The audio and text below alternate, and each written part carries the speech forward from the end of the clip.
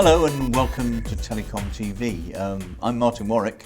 We're here in Arizona, in Phoenix, at the ETSI NFV meeting number 8, and I'm talking with Pradip Sen, who is the CTO of NFV at HP. Pradip, we meet again. We meet again, indeed. It's getting to be a habit, this, isn't Right. it? But we are talking about something different today. It's a sort of shorter interview, but I'd like to ask you a couple of questions. First of all, NFV and OPNFV have evolved in similar environments and have a shared membership in that companies go to both. How will this relationship between the two bodies evolve, do you think? Are you going to compete? Are you going to rub along together? Or are you going to be sort of in a symbiotic and friendly relationship?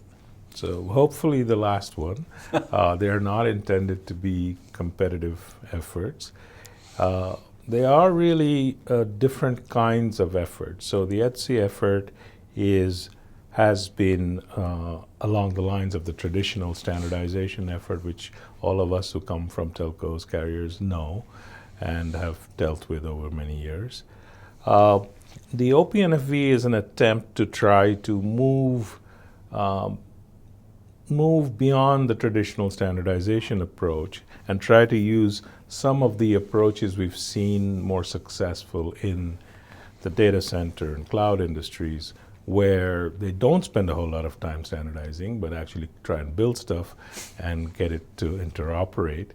And it's easier said than done, obviously. So, but the challenge always is, how do you do that without getting into a proprietary and locked-in silo solution, and get to the interoperability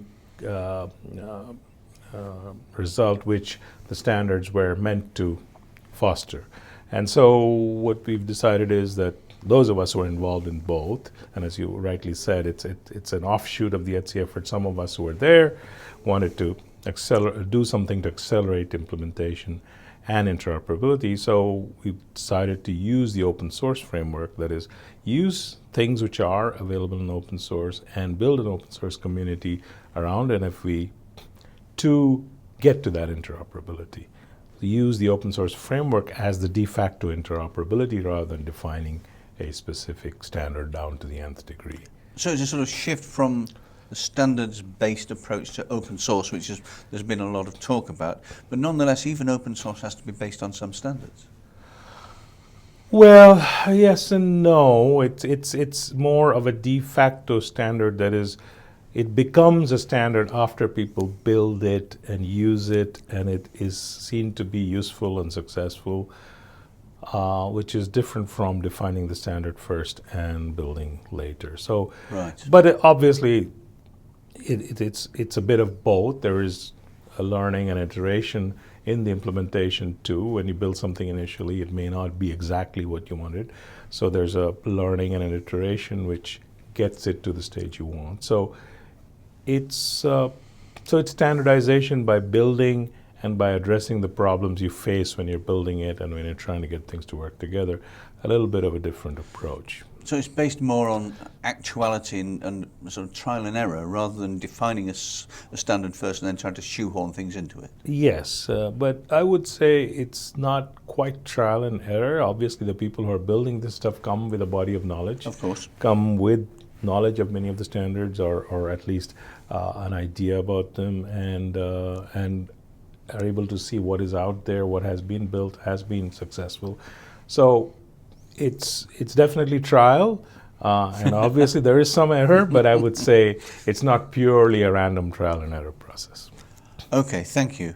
Now, one of the purposes of OPNFV is the production of open source code that will enable the realization of NFV solutions.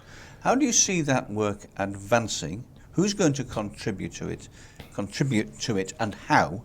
And will that work then go back into ETSI again? So, funny you should ask, because this is one of the things we were discussing this morning. I wasn't listening, I promise. But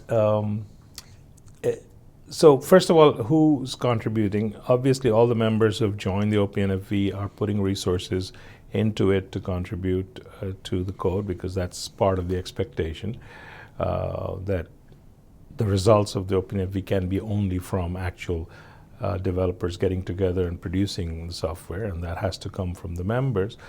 It is an open project in that anybody can contribute, but clearly the direction setting, etc., has to come from the members. And so they will be the main ones who contribute. There are over 40 plus members now, covering carriers and vendors, all the way from chip manufacturers to system vendors. So we have a good mix, we feel. And the interesting thing is, many of the players who come to this understand open source. So there are many players in the mix who understand open source and will help facilitate this.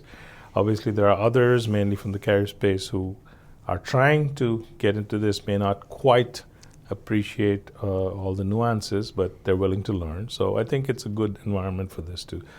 So these will be the people who will contribute. And in terms of the output, obviously, since the idea is to create a reference platform, this has to be used, otherwise it's useless. Clearly, we expect all the members who are participating to be the users. And one of the things we've been discussing is mechanisms on what kind of feedback do we get back to, say, the ETSI ISG. And one of the ideas is that trying to connect up with the proof of concept framework in the ETSI ISG, that if we can have the ETSI proof of concept, at least some proof of concepts, be based on the OPNFV software, then that is a way, and when that gets used in that context, the learnings from that can get back into the ETSI ISG work on refining the standards, changing them, whatever is necessary.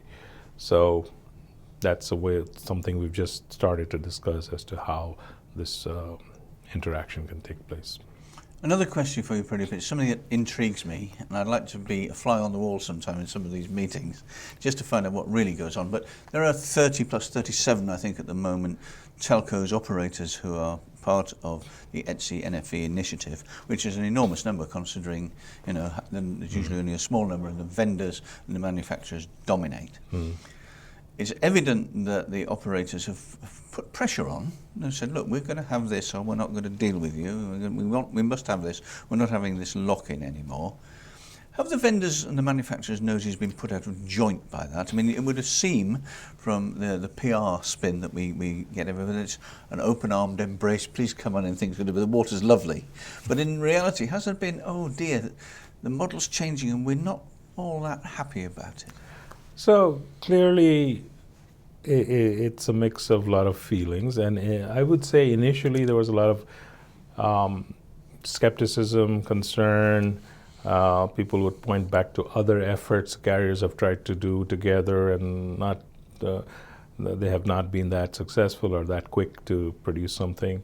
But very quickly, as the work progressed, that skepticism got sort of pushed aside, because people started to see that there was genuine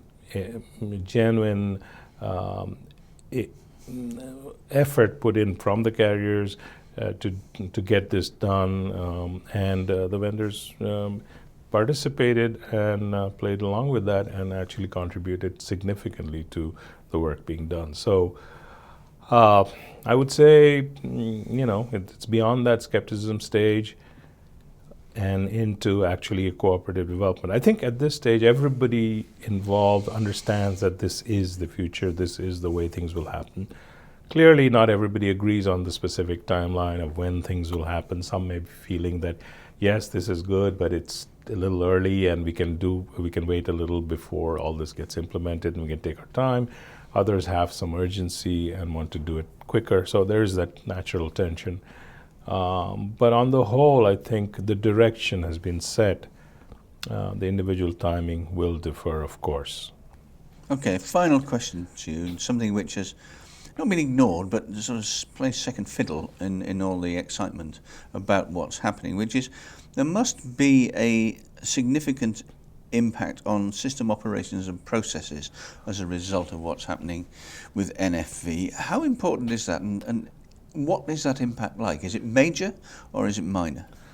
Yes, that's a good question. That to make all of this operational, clearly the things we build in the NFV systems have to interoperate with the operation support systems, have to interwork with the processes which carriers use for their service operations.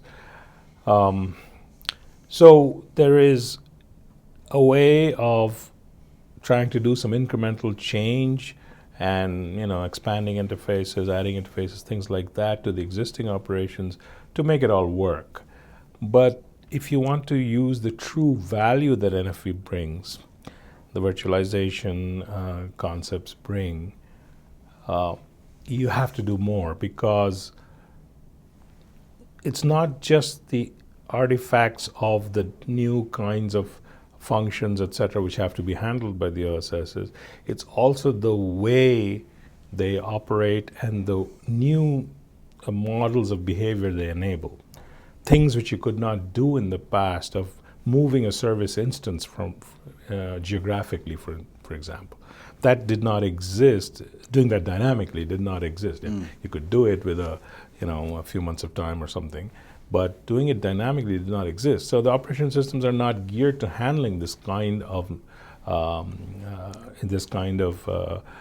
capability. So they need to fundamentally change to have the ability to handle these things, and also to build up other processes and constructs which can truly leverage the power of all of this. So new ways of building the services, defining services, instantiating services at the service level using all of these concepts. So for that, you need the operation systems to change, you need the processes to change, and the jury's still out. I mean, this is new territory.